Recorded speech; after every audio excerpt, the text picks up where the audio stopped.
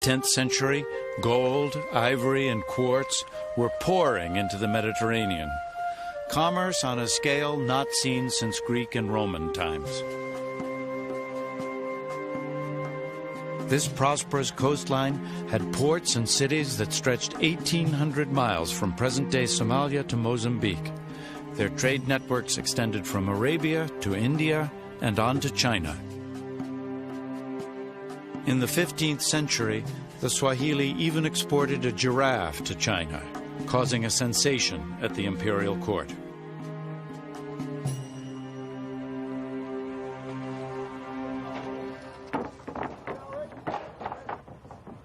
This extensive contact with other cultures produced a cosmopolitan society, influenced by both Arab and Indian traditions.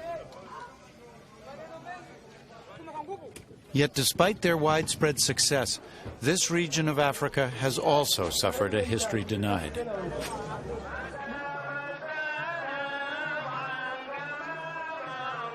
The confusion can be traced back to the first Arab traders and the introduction of Islam. The Swahili adopted Islam 1,000 years ago, and this shared religious code helped create mutual trust in business deals. The call to prayer would have brought together the Arab traders and the African merchants.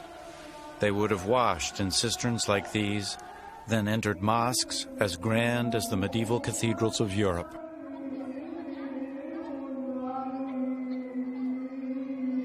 But the mystery is, who built these once great cities?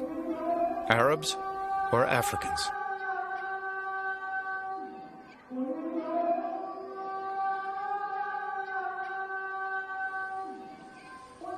Archaeologist Mark Horton is studying the ghost towns of Africa's coast.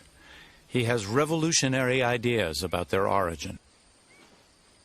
When archaeologists first came here in the 1920s and found these ruins covered by jungle, they naturally assumed they must be the work of Arabs.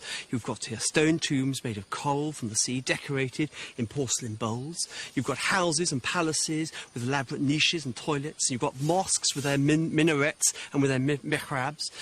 This surely must be the work of Arabs. But I now believe that, in fact, this interpretation is wrong, that these are an African society.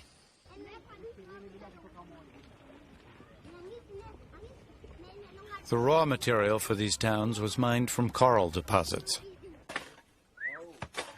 Until recently, it was assumed Arab settlers used African slaves to build their mosques and palaces. Once again, many found it hard to imagine Africans constructing permanent buildings.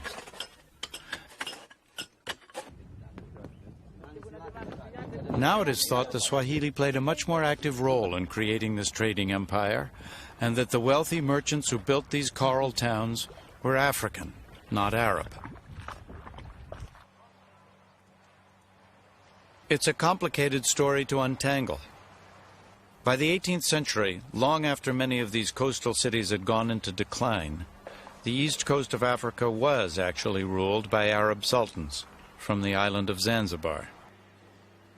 To support their territorial claims, they insisted Africans were mere bystanders in the development of Swahili civilization. For 10 years, Mark Horton has been helping the Swahili rewrite their history and lay claim to their rightful legacy. For Horton, this derelict building is a testament to the betrayal of the Swahili people. It's called the House of Wonders. This vast building represents the final humiliation of the Swahili. It was a present by the British to the Arab Sultan of Zanzibar in the 1880s. The British wanted to carve up large tracts of East Africa, but unfortunately the Swahili were in the way. They were the people who'd lived there for thousands of years.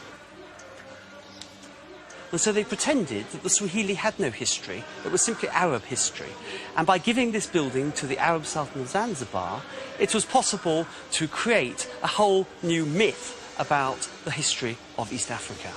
And that is why we no longer have an idea of who the Swahili were.